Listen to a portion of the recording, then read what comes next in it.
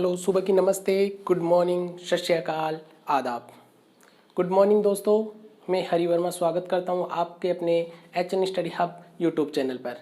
दोस्तों, कल जो पढ़ा था संविधान के बारे में पढ़ा था, कुछ प्लेयर्स पढ़े थे क्योंकि अभी IPL चल रहे थे, अभी हाल ही में स्थगित पोस्टपोन कर दिए गए हैं। तो उन IPL से रिलेटेड जो खिलाड़ी थे, प्लेयर्स थे, उनके बारे में भी चर्चा की थी। और आज एक रिव्यू भी संविधान के बारे में पढ़ते हैं, उसके बाद में अपन स्टार्ट करेंगे। उससे पहले मैं आपको बता देता हूं दोस्तों, ये जो क्लास है आपके लिए जीके की, वो करंट जीके से जो भी फैक्ट निकलते हैं, चाहे वो ज्योग्राफिकल फैक्ट हो, चाहे वो करंट से हो, स्टैटिक हो या पॉलिटी हो, उन सबका कॉम्बिनेशन मिलाकर और उन सबसे जो एग्जाम्स में आते हैं क्वेश्चन, वो चाहे आपका SSC GD का आने वाला हो, CHSL हो, रेलवे NTPC हो, ग्रुप डी हो, या फिर आने वाले टीचिंग एग्जाम्स हो, कोई भी ग्राम सेवक पटवारी, कोई सा भी एग्जाम हो, आपको यहाँ से जो क्वेश्चंस है वो डायरेक्ट वहाँ पर देखने को मिलेंगे। और ये जो क्वेश्चंस होंगे वो आपके लिए एग्जाम में काफ़ी बेनिफिशियल होंगे। ठीक है दोस्तों, अब शुरू करते हैं इनको। जो कल का आपको पढ़ाया गया था संविधान के बारे में, कल संविधान के बारे में आपको बताया गया था दोस्तों, उसका एक छोटा सा रिव्यू है, तो आपको रिकॉल हो जाएगा और वार्म अप पे आ जाओगे। ठीक है, संविधान के निर्माता आपको बताया गया था कि डॉक्टर भीमराव अंबेडकर, जो कि संविधान के निर्माता तथा जनक कहे जाते हैं। साथ ही इनको किस कमेटी का अध्यक्ष बनाया गया है, वो भी है प्रारूप कमेटी का अध्यक्ष बनाया गया है। इसी को ही आपको मसौदा भी बोल दिया जाता है, याद रखना, मसौदा समिति भी बोल दिया जाता है। प्रारूप कमेटी तथा मसौदा समिति भी बोल दिया जाता है। साथ ही में पूछेंगे कि संविधान को बनने में कितना समय लगे, तो वो बताना 2 वर्ष 11 माह 18 दिन। ये क्वेश्चंस ऐसे कैसे आपको एग्जाम में देखने को मिलेंगे। यहाँ चेंजेज कर देते हैं, कभी 18 माह कर देते हैं, कभी 11 दिन कर देते हैं। तो दोस्तों, आपको एग्जैक्ट ऐसे ही याद रखना है कि संविधान को बनने में जो टाइम लगा था 2 वर्ष 11 माह और 18 दिन का लगा था। और अगर आपसे इनमें इनकम पूछी जाती है, रुपए पूछे जाते हैं, एक्सपेंडिचर पूछे जाते हैं कि संविधान को बनने में जो टाइम लगा, साथ में उसमें खर्चा कितना आया, तो अप्रोक्स लगभग ध्यान रखना 64 लाख रुपए, 64 लाख रुपए संविधान को बनने में खर्चा लगा। तो पूछा जाएगा संविधान को स्वीकार कब किया गया एंड लागू कब किया गया। तो स्वीकार किया गया था 26 नवंबर 1949 को।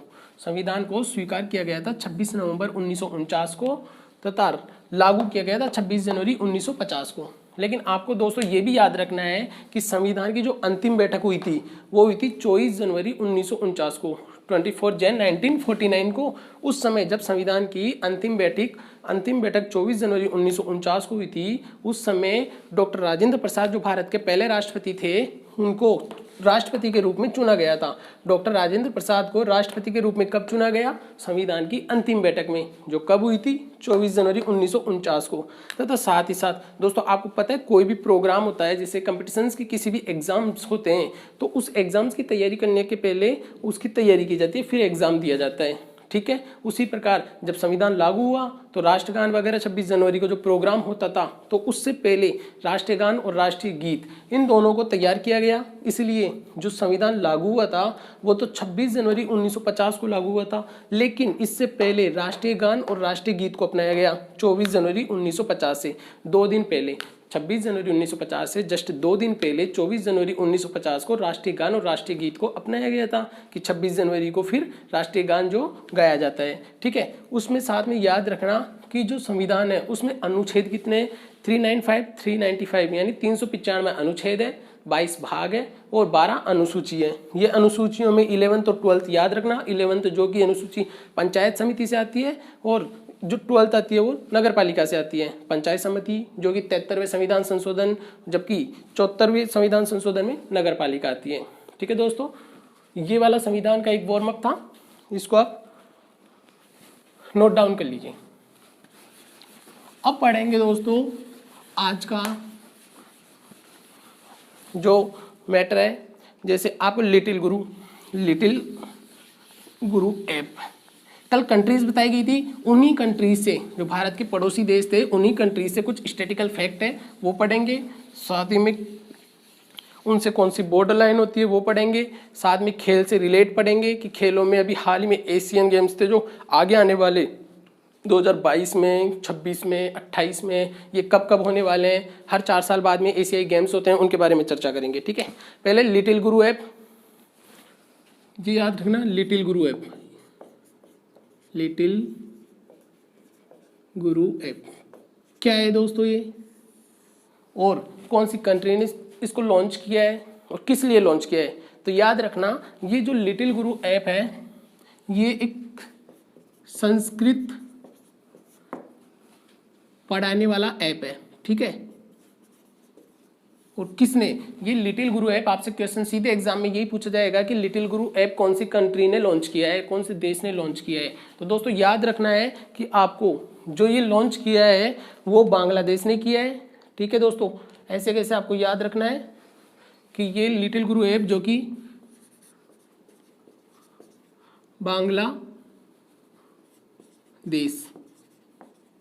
बांग्लादेश ने लॉन्च किया है। लिटिल गुरु ऐप जो कि संस्कृत ऐप है, संस्कृत को सब्जेक्ट को पढ़ाने के लिए जो ऐप बनाया गया है वो लिटिल गुरु ऐप बनाया गया है, और वो भी किसने बनाया है, बांग्लादेश ने बनाया है। दोस्तों बांग्लादेश के बारे में कल भी बताया था कि जो बांग्लादेश है उसके पीएम कौन है, शेख हसीना, तथा उसके जो राष्ट्रपति प्रेसिडेंट है वो कौन है, अब्दुल हामिद।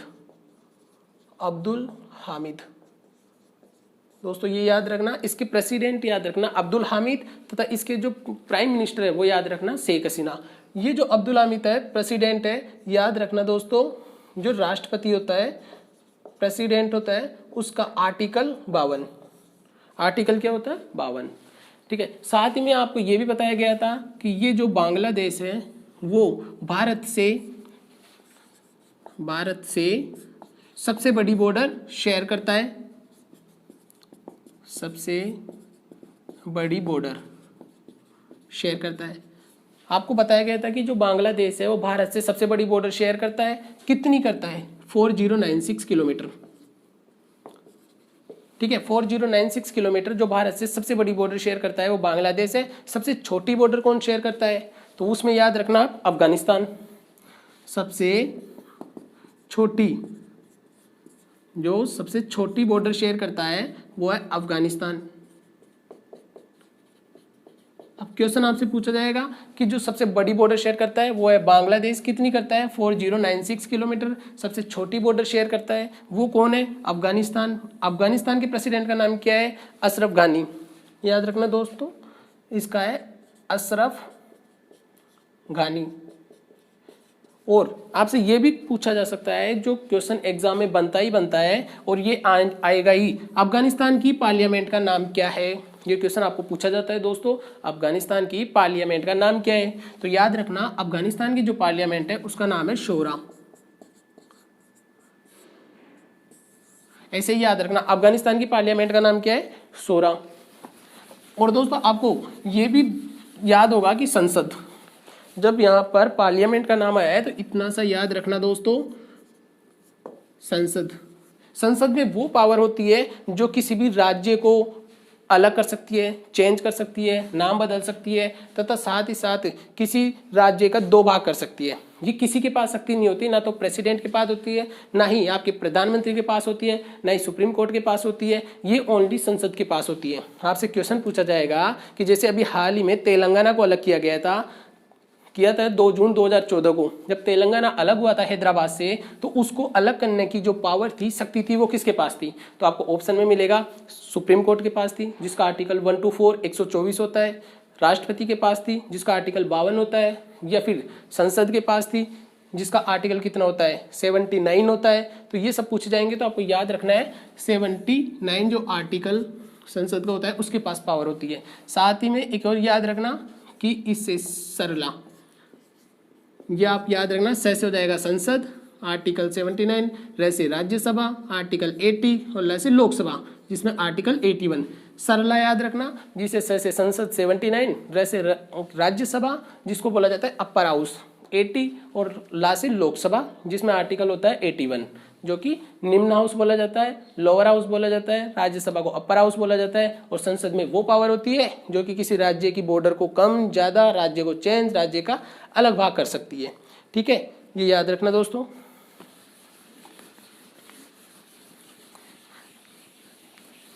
इस क्लास को आप रेगुलर देखो, जैसे आप रेगुलर देखोगे तो आपको समझ में आने लगेगा और धीरे धीरे जितने भी फैक्ट है वो सब आपको याद होने लगेंगे, क्योंकि दोस्तों ये जो रिवीजन क्लास का बहुत ही इंपॉर्टेंट पार्ट होता है। जब तक आपका रिवीजन नहीं होगा आप चीज़ों को भूलने लगोगे, और रिकॉल करने के लिए, याद रखने के लिए उन चीज़ों को या तो बार बार पढ़ना होता है या फिर क्लासेस देखनी होती है, बार बार सुन सुनकर आपके दिमाग में आ जाएगा, याद हो जाएगा। ठीक है दोस्तों, अब चलते हैं, जैसे आपको ये जो पॉलिटी फैक्ट थे वो हुए। अब उसके अलावा जैसे आपको बताया गया था कि पाकिस्तान, अफगानिस्तान, इनसे कितनी कितनी बॉर्डर शेयर की थी। जैसे भारत और, ये याद रखना दोस्तों, भारत और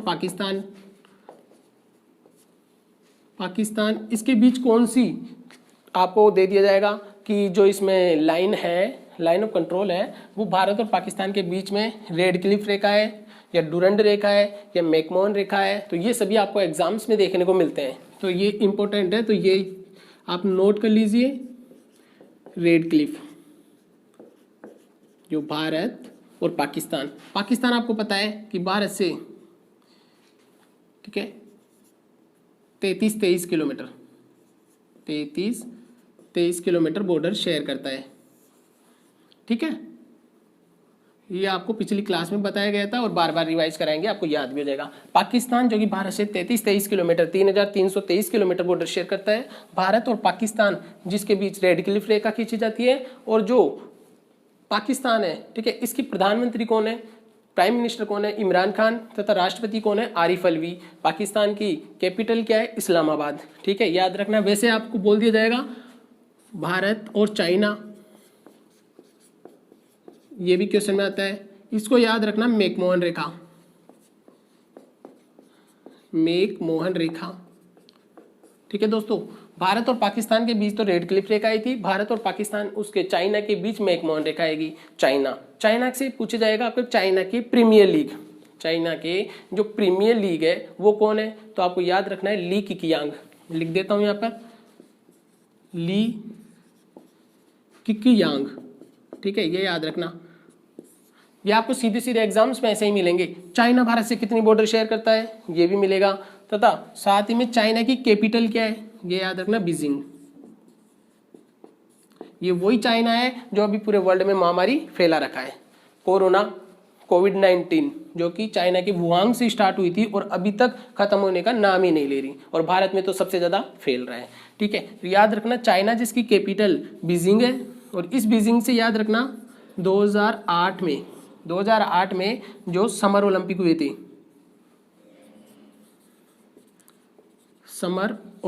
थे, ठीक है, 2008 में समर ओलंपिक हुए थे, और चाइना की कैपिटल बीजिंग हो गई। चाइना की करेंसी भी याद रखना, एक तो होती है युआन, एक होता है रेनमिनबी। लेकिन दोस्तों आपको दोनों में से अगर क्वेश्चन आते हैं तो रेनमिनबी पे टिक लगाना है। क्यों? क्योंकि जैसे भारत की होती है, भारत की करेंसी पूछा जाता है तो रुपया आती है, पैसों उसकी अदर आती है। वैसे अगर आपको चाइना की पूछी जाती है तो चाइना में रेनमिनबी पे टिक करना है, युआन बाद में आती है। ठीक है, अब दोस्तों भारत और पाकिस्तान के बीच रेड क्लिफ हो गई, भारत और चाइना के बीच मैकमोहन रेखा हो गई। ऐसे अगर आपसे पूछ लिया जाता है कि पाकिस्तान और अफगानिस्तान के बीच कौन सी होती है, तो याद रखना दोस्तों, पाकिस्तान और अफगानिस्तान के बीच में डुरंड रेखा। आपसे पूछा जा सकता है पाकिस्तान प्लस अफगानिस्तान। अभी हाल ही में बताया था अफगानिस्तान के प्राइम मिनिस्टर कौन थे, अफगानिस्तान के जो हेड थे उनको अशरफ गनी के नाम से बोला जाता था। ठीक है, पाकिस्तान और अफगानिस्तान इसके बीच की डुरंड रेखा, ये याद रखना दोस्तों, ये एग्जाम्स में से कैसे आती है, डुरंड रेखा, पाकिस्तान और अफगानिस्तान के बीच डुरंड रेखा। पाकिस्तान से एक चीज और इंपॉर्टेंट दोस्तों, गजनवी मिसाइल।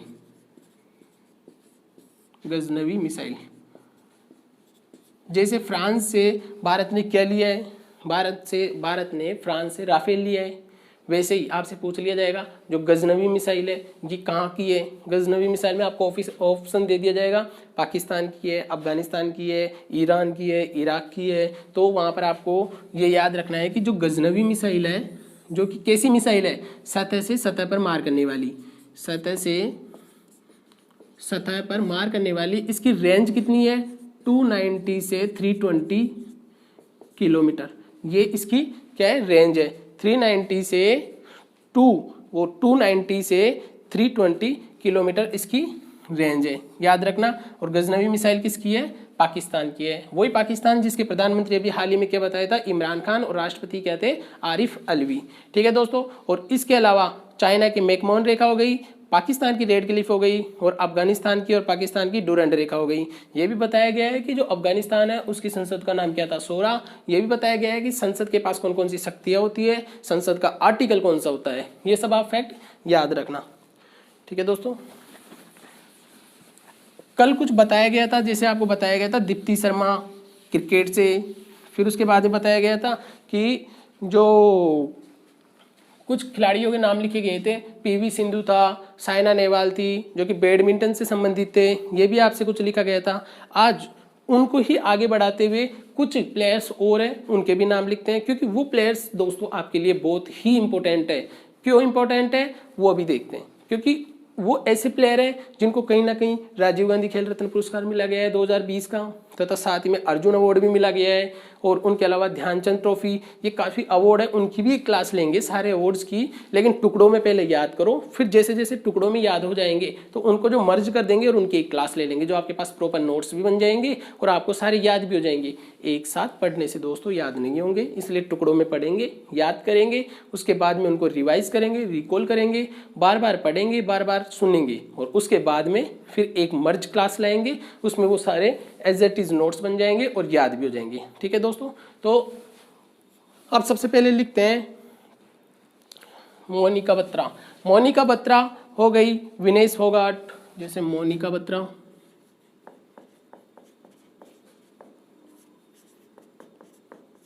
ठीक है, विनेश फोगाट,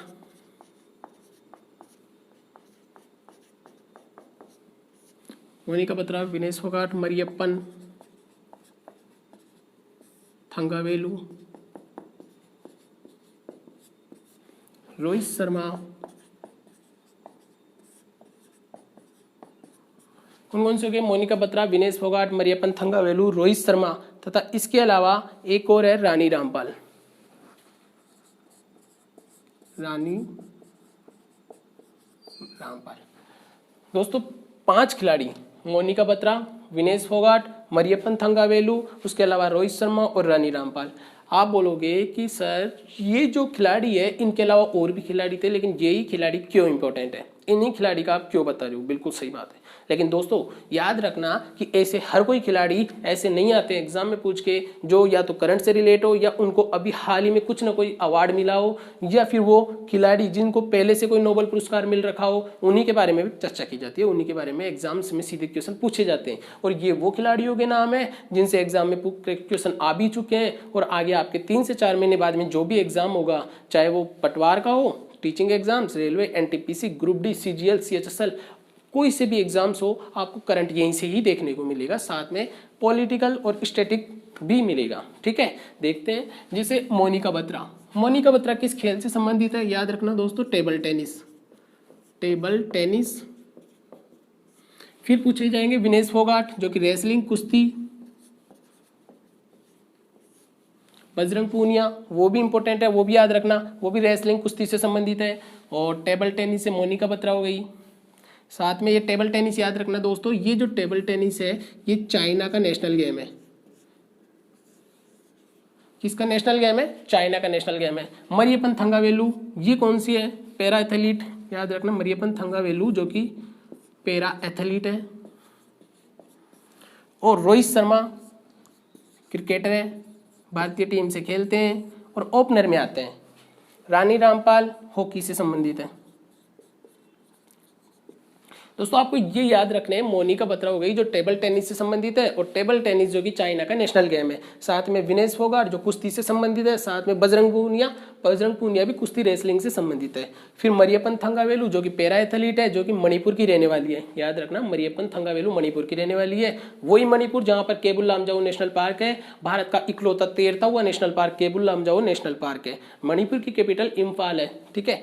रोहित शर्मा जो कि क्रिकेटर है, और रानी रामपाल जो कि हॉकी से है। रानी रामपाल जो कि हरियाणा से संबंधित है, अपना वही हरियाणा है जहाँ के सत्यदेव नारायण आर्य जो कि गवर्नर है, और मनोहर पारिकर सत्यदेव नारायण आर्य जो कि वहाँ के गवर्नर है।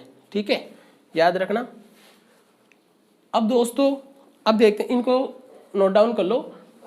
हाँ, ये खिलाड़ी, पांचों खिलाड़ी जो कि मोनिका बत्रा, विनेश फोगाट, मरियप्पन थंगावेलु, रोहित शर्मा और साथ में आया रानी रामपाल, इन पांचों को ही दोस्तों 1 2 3 4 5 इन पांचों को राजीव गांधी खेल रत्न पुरस्कार, ठीक है, यहाँ लिख देता हूँ, इन पांचों को 2020 में, जो कि पूरा कोरोना ने ले गया, 2020 जो कि पूरा कंप्लीट कोरोना ने ले गया, इन पांचों को 2020 का राजीव गांधी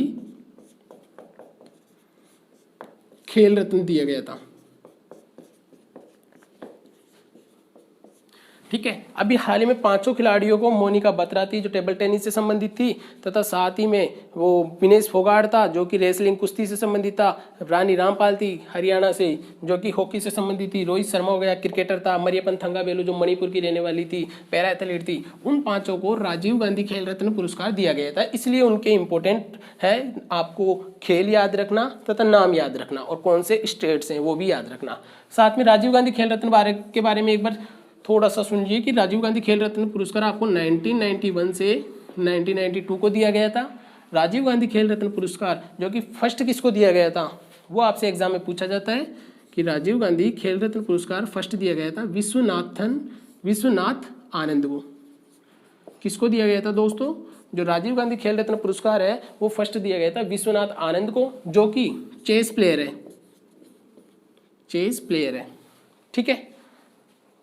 अब साथ में दोस्तों ये इसके बारे में पूरी डिटेल पढ़ेंगे कि राजीव गांधी खेल रत्न पुरस्कार पहला किसको दिया गया था, विश्वनाथ आनंद चेस को, कब से स्टार्ट किए गए 1991 में, और इनमें राशि कितनी दी जाती है, पहले राशि कितनी दी जाती थी और इसको राशियों को चेंज कब किया गया था, इन सब के बारे में चर्चा अपन बाद में करेंगे, क्योंकि फिर उनसे कुछ स्टैटिकल फैक्ट वगैरह वो भी निकलेंगे, वो भी एक साथ करेंगे। अब दोस्तों कुछ एशियन गेम्स, उनकी आप ये ईयर याद रखना, क्योंकि ये जो एशियन गेम्स है वो आपको सीधे एग्जाम में देखने को मिलेगी।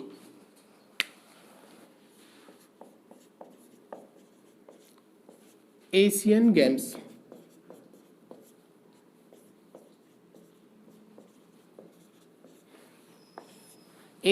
दोस्तों हर 4 साल में करवाए जाते हैं, ठीक है। और अब मैं लिख रहा हूं कुछ ईयर, 2018 का एशियन गेम्स कहाँ हुआ था। एशियन गेम्स हर 4 साल में करवाए जाते हैं दोस्तों, और ये आपको एग्जाम में ऐसे कैसे ही मिलेंगे, आपको भी ऐसे कैसे ही ईयर वाइज याद करने हैं, और वो याद हो जाएंगे दोस्तों। इसकी आप बिल्कुल भी टेंशन मत लेना, क्योंकि सारे जो भी स्टैटिकल फैक्ट होंगे रिलेट करेंगे खेल से या फिर रिलेट करेंगे किसी अदर कंट्री से या फिर स्टेट से, वो आपको दोस्तों यहीं इसी क्लास में करवा देंगे। और आपका अगर लाइक करते हो हमारा मोटिवेशन बढ़ेगा, और इनसे और भी अच्छे ज्योग्राफी को भी मिक्स करने के लिए कि सारे एक ही क्लास से आपके कवर हो जाए। तो दोस्तों आप इस क्लास को HN स्टडी हब को प्लीज़ लाइक कीजिए, सब्सक्राइब कीजिए और साथ में अपने दोस्तों के साथ शेयर करना ना भूलिए, ठीक है दोस्तों। अब साथ में 2018 एशियन गेम्स कहाँ हुए हैं, फिर उसके बाद में हर 4 साल बाद में 2022, 2026 और 2028, ये आपको याद रखने। 28 के बाद में 30 और एक और है 2034, ये आपको ऐसे कैसे ही याद रखने। 2018 में पूछे जाएंगे आपसे कि कहाँ पर हुए हैं, तो आपको याद रखना है एशियन गेम्स जकार्ता पालेमबाग, ये इंडोनेशिया की सिटी का नाम है, याद रखना है यहाँ पर इंडोनेशिया। दोस्तों ऐसे याद रखना है कि 2018 के जो एशियन गेम्स हुए थे वो जकार्ता पालेमबाग में हुए थे, जो इंडोनेशिया की सिटी का नाम है। 2022 में पूछ लेंगे तो याद रखना हैंगजाऊ कहाँ है, चाइना में। चाइना आपका पीछा नहीं छोड़ेगा दोस्तों, वैसे ही कोरोना में पीछा नहीं छोड़ रहा है, तो आपको हमेशा याद रखना है इसके प्रीमियर लीग कौन है, ली कीकियांग। चाइना भारत से कितनी बॉर्डर शेयर करता है, 3428 किलोमीटर। ये पूछा जाएगा चाइना की कैपिटल क्या है, तो याद रखना बीजिंग, तथा साथ ही में चाइना की करेंसी क्या है, तो याद रखना रेनमिनबी। तो हैंगजाऊ चाइना में 2022 में होंगे, ठीक है। 2026 में पूछ लेते हैं आपको, तो 2026 में कहाँ पर होंगे, नागोया जापान में, याद रखना नागोया जापान में। 2018 का जकार्ता पालेमबाग में जो इंडोनेशिया की सिटी है, 2022 में हैंगजाऊ चाइना हो जाएगा, 2026 में नागोया जापान हो जाएगा, 2000 2030 में दोहा कतर में हो जाएगा, दोहा कतर में हो जाएगा। और 2034 का सऊदी अरब, रियाद सऊदी अरब। दोस्तों आपको ऐसे ही याद रखना है कि 2018 का कहाँ हुआ था, जकार्ता पालेमबाग इंडोनेशिया की सिटी में। फिर पूछा जाएगा 2022 का कहाँ हुआ था, तो आपको याद रखना है हैंगजाऊ, जो कि चाइना का एक शहर है, वहाँ से होगा। फिर उसके बाद में 2026 का पूछा जाएगा आपको, तो याद रखना नगोया जापान में होगा। वही जापान जहाँ के प्राइम मिनिस्टर योशिहिडे सुगे हैं। वही जापान जो भारत के साथ मिलिट्री एक्सरसाइज कौन सी कर रहा है, सहयोग काइजेन है, धर्मा गार्डियन है, सिनायू मैत्री है। सहयोग काइजेन है, धर्मा गार्डियन है, सिनायू मैत्री है, जिमेक्स है। ये जो 4 एक्सरसाइज है वो जापान के साथ भारत की है। मिलिट्री एक्सरसाइज भी कराएंगे, वो एक क्लास लेके आएंगे, उसमें कराएंगे। तथा साथ ही आपको याद रखना है 2030 में दोहा कतर में, तथा 2034 में रियाद सऊदी अरब में। ये एशियन गेम्स आप नोट कर लीजिए। तथा दोस्तों साथ ही आपको 2026 से कुछ याद आएगा दोस्तों, आपके भी जीके का धक्का लगेगा और ऐसे ही याद होगा आपको। वही गुजरात नहीं दिखेगा दोस्तों, सीधे गुजरात की जगह आचार्य देवव्रत दिखेंगे जो वहाँ के गवर्नर है, तथा साथ ही विजय भाई रूपानी दिखेंगे जो वहाँ के सीएम है। ठीक है, वही राजस्थान दिखेगा जहाँ पर केवला नेशनल पार्क है, रणथंबोर नेशनल पार्क है।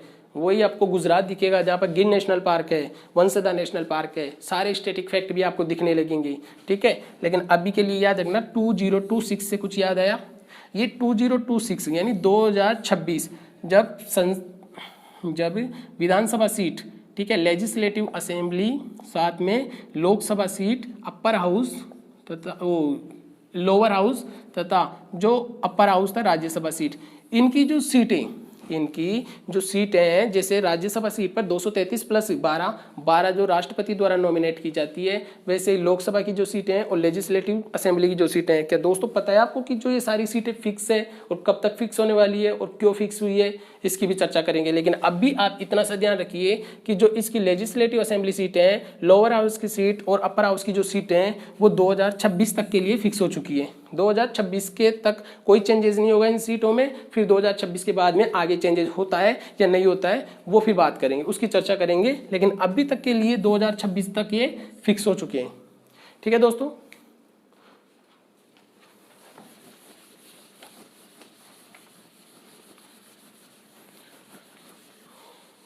टाइम हो रहा है दोस्तों, तो एक और ये स्टैटिक फैक्ट ये लिख लो।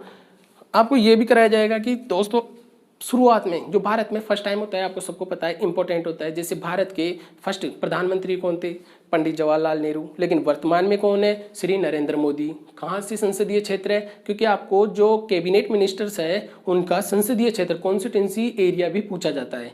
ठीक है, तो जैसे भारत के प्रधानमंत्री वाराणसी से है श्री नरेंद्र मोदी। आपको पूछ लिया जाएगा भारत के पहले वित्त मंत्री कौन थे, आर.के. षणमुख शेट्टी। जो षणमुख शेट्टी है वो वित्त मंत्री थे, अभी कौन है, निर्मला सीतारमण है। वैसे रेलवे मंत्री, फर्स्ट रेलवे मंत्री कौन थे, डॉक्टर जॉन मथाई थे। लेकिन अभी वर्तमान में कौन है, पीयूष गोयल है। वैसे आपसे पूछ लिया जाता है कि जो पहले गृह मंत्री थे वो कौन थे, तो सरदार वल्लभ भाई पटेल थे। लेकिन अभी गृह मंत्री कौन है, अपने मोटा भाई है यानी अमित शाह है, जिनका बेटा जय शाह बीसीसीआई का सचिव है, board of control cricket in India जो बीसीसीआई है, जिसका हेडक्वार्टर वानखेड़े मुंबई में है, वहाँ का सचिव जय शाह है। तथा उसी से आपको पूछ लिया जाता है सीधे सीधे कि रक्षा मंत्री कौन थे, कानून मंत्री कौन थे। इन सभी पे चर्चा करेंगे दोस्तों, लेकिन अभी टाइम हो रहा है इसलिए आज की क्लास यहीं स्टॉप करते हैं। नेक्स्ट क्लास में देखेंगे दोस्तों। अगर आपको कंटेंट अच्छा लग रहा है, आपको लग रहा है कि आपका दोस्त यहाँ खड़े होकर आपके लिए मेहनत कर रहा है, कंटेंट अच्छे दे रहा है, तो प्लीज़ दोस्तों शेयर कीजिए, लाइक कीजिए और सब्सक्राइब कीजिए आपके अपने HN study hub YouTube channel को। ठीक है दोस्तों, थैंक यू।